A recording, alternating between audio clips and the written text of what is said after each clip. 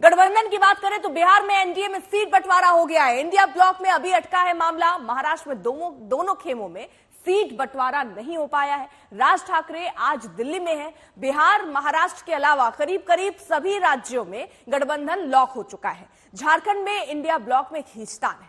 सीटों की बात करें तो बीजेपी ने बढ़त बनाई है।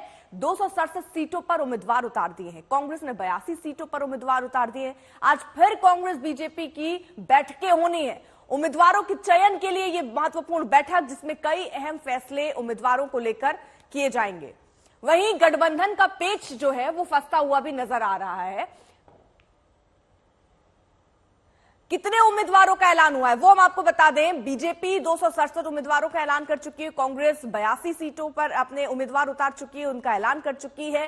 टीएमसी 42 और एसपी 42। यानी अगर इन गणित को भी देखें तो बीजेपी लिस्ट में सबसे आगे, क्योंकि बीजेपी बार बार कह रही है सामने वो 24 की तैयारी नहीं और आगे की तैयारी बीजेपी कर रही है। 267 कैंडिडेट बीजेपी ने अपने घोषित कर दिए हैं। कांग्रेस ने 82, टीएमसी ने 42 और एसपी ने 42 उम्मीदवारों का ऐलान कर दिया है। कुल सीटें 543 है। अब जरा बात बिहार की करते हैं। बिहार में सीटों के बंटवारे को लेकर एनडीए खेमे का सस्पेंस खत्म हो गया है और गठबंधन ने तय किया है कि बीजेपी पिछली बार की तरह बिहार की 17 लोकसभा सीटों पर चुनाव लड़ेगी।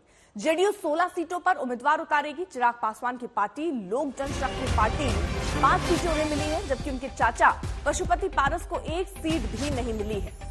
वहीं जीतन मांझी की पार्टी हमको 1 सीट, उपेंद्र कुशवाहा की पार्टी को भी 1 सीट मिली और ऐसे में पशुपति पारस नाराज होंगे, स्वाभाविक है। और एक भी सीट न मिलने से राजनीतिक करियर भी उनका दांव पर है। हाजीपुर से हो सकता है वो निर्दलीय चुनाव लड़े या फिर उनको ऑफर आरजेडी की तरफ से भी है, कांग्रेस की तरफ से भी है। अब देखना होगा कि उनका अगला स्टेप क्या होता है। नीतीश के खिलाफ चिराग का इस्तेमाल हो रहा है, ये कांग्रेस पार्टी कहती नजर आ रही है। जेडीयू कह रही है पशुपति बीजेपी के बीच का मामला है।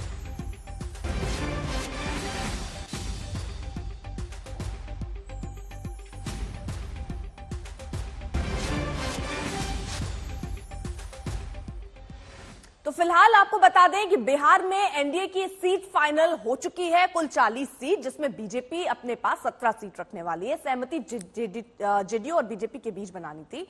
17 बीजेपी के पास, जेडीयू के पास 16, एचएम के पास 1 और 1 सीट और। लेकिन यहां पर सबसे दिलचस्प यह है कि पशुपति पारस को 1 भी सीट नहीं दी गई है, जिसके बाद वो नाराज हो सकते हैं। चिराग पासवान पर भरोसा जरूर जताया गया है और उन्हें 5 सीट दी गई है। चिराग पासवान ने यह भी कहा कि ये सिर्फ मेरी सीट, यानी कोई कोटे की सीट उनको नहीं मिली है कि अपनी सीटों में भी उनको चाचा को देनी हो।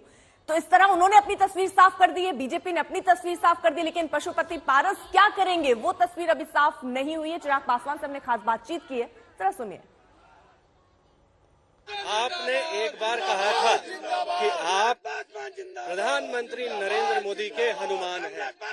क्या हनुमान जी को जो स्थान मिलना चाहिए था, जो स्थान हनुमान जी का है इस पूरी कहानी में, वो स्थान आपको लगता है कि आज मिला? देखिए, मुझे नहीं लगता कि हनुमान जी किसी संख्या में बांधे जा सकते हैं और ये एक आत्मिक रिश्ता है। मुझे नहीं लगता कि उसका राजनीतिक परिदृश्य से कुछ लेना देना। और मैं इस बात को क्लियर और भी कर दूं कि कई बार मुझे उकसाया गया, कई बार मुझ पर तंज कसे गए कि भाई बड़ा हनुमान कहते थे, क्या हुआ, ये हो गया, वो हो गया। उस वक्त भी मैंने इस बात को बरकरार रखा था कि ये रिश्ता राजनीतिक महत्वाकांक्षाओं को पूरा करने के लिए नहीं है। ये इच्छा राजनीति में कुछ लाभ लेने के लिए नहीं है। ये रिश्ता मेरा मेरे प्रधानमंत्री जी से सिर्फ 1 to 1 है और इसको सिर्फ वही समझ सकते हैं। संख्या की बात पर आते हैं। 5 सीटें मिली हैं आपकी पार्टी को, क्या उससे आप संतुष्ट हैं? भाई अकेला सांसद हूं, यही ताने दिए जाते थे मुझे। 0 विधायक है मेरे, ये भी कहा जाता था मुझे। तमाम तानों को, तमाम कही गई बातों को सर आंखों पर रखते हुए सिर्फ मैं मेहनत करता गया। मुझे लगता है कि आज ये 5 सीटें एक सिंगल सांसद वाली पार्टी को मिलना, ये पार्टी और पार्टी के कार्यकर्ताओं की मेहनत, उनके संघर्ष को सम्मान देने के बराबर है। आपके चाचा पार्टी पर एक तरीके से उन्हीं का प्रभुत्व था जब से आपके पिताजी का देहांत हुआ। अब क्या स्थिति है फैमिली में? चाचा जो कि कह चुके हैं कि वो चुनाव लड़ेंगे, क्या रहेगा फैमिली में? आपके सामने अगर चाचा आते हैं चुनावी मैदान में? मेरे पिता के जाने के बाद वो ही मेरे पिता के स्थान पर थे और जैसे मेरे पिता ने पार्टी को हर बुरे अच्छे दिनों में, परिवार को, पार्टी को संजो के रखा, ये जिम्मेदारी उनके जाने के बाद उन्हीं की थी। मैं मानता हूं संभवतः अगर मुझसे भी कोई गलती कभी हुई हो तो आप बड़े थे ना, आप मुझे समझा सकते थे, आप बैठा सकते थे। अगर मैं आपका अपना सगा बेटा होता तो आप इस तरीके से मुझे अकेला तो नहीं छोड़ देते, पर आपने वो मुझे माना ही नहीं। कभी आपने मुझे अपना बड़ा बेटा माना ही नहीं। शशि भूषण हमारे साथ हमारे सहयोगी इस वक्त जुड़ चुके हैं। शशि, जिस तरीके से बिहार में अभी सब कुछ तो ठीक नजर आ रहा है, लेकिन अब अगला स्टेप पशुपति पारस का क्या होगा, ये देखना दिलचस्प होगा।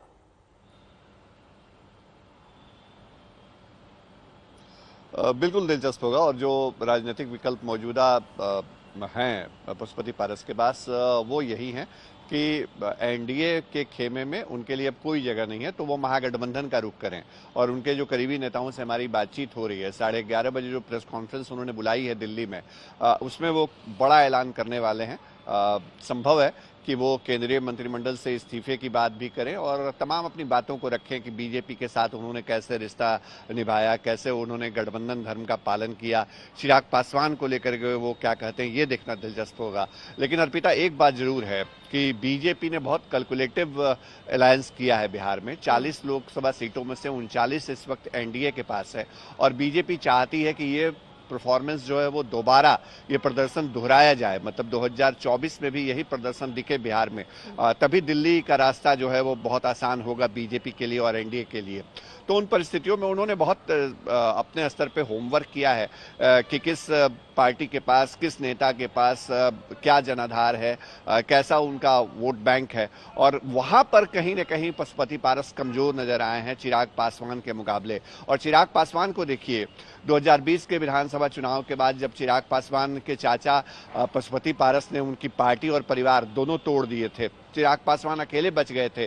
6 सांसद एलजेपी के जीते थे 19 में और अकेले चिराग पासवान को छोड़कर 5 सांसद एक तरफ चले गए थे। चिराग पासवान ने हिम्मत नहीं हारी, वो लगातार जनता के बीच रहे। लगातार हमने देखा है, मतलब चिराग पासवान का एक आध दिन ही हफ्ते में दिल्ली में गुजरता था, बाकी दिन वो 5 दिन 6 दिन बिहार की अलग अलग जिलों में अलग अलग सड़कों पर रोड शो और सभाओं को करते दिखते थे। वो चुनावी माहौल नहीं था, चुनाव की घोषणा नहीं हुई थी, लेकिन चिराग पासवान जानते थे कि यही उनको वापसी करके लेके आएगी और वो चीजें हुई हैं। अर्पिता, ठीक है। शशि भूषण रहिए जरा आप साथ। इन सब के बीच बयानबाजी भी हो रही है, जेडीयू और बीजेपी के नेता क्या कह रहे हैं इस फॉर्मूले तय होने के बाद, सुनवाते हैं। पिछले लोकसभा चुनाव में जनता दल यू ने 16 ही सीटों पर विजय प्राप्त करी थी। उस संख्या को हम प्राप्त कर चुके हैं। जनता दल यू सीटों के बंटवारे को लेकर के संतुष्ट। 1-2 सीटों पर लोकल एडजस्टमेंट हुए हैं और वो सर्वानुमति से लिए गए फैसले। पशुपति पारस कहीं ना कहीं अब एनडीए से बाहर हो गए हैं, उनको एक भी सीटें नहीं मिली है, क्या वो आपके लिए चुनौती होंगे? ने उस पर हम कोई टिप्पणी नहीं करना चाहते, क्योंकि हमारा अलायंस भारतीय जनता पार्टी के साथ रहा है और उसमें कोई भेद नहीं।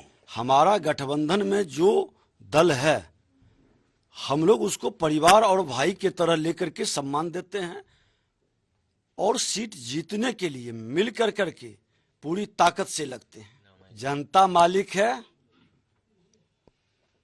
जनता निर्णय करेगी। आश्चर्यजनक परिणाम तो आएगा ही, इतिहास बनेगा एनडीए का, क्योंकि देश एक नए बदलाव के चौराहे पर आकर खड़ा हो गई है। विकसित भारत की ओर कदम बढ़ा चुका है और लगभग 2/3 नौजवान विकसित बिहार के संकल्प को साकार करेगा, जो अपराध भ्रष्टाचार मुक्त होगा, परिवारवाद मुक्त होगा, तुष्टीकरण से मुक्त होगा।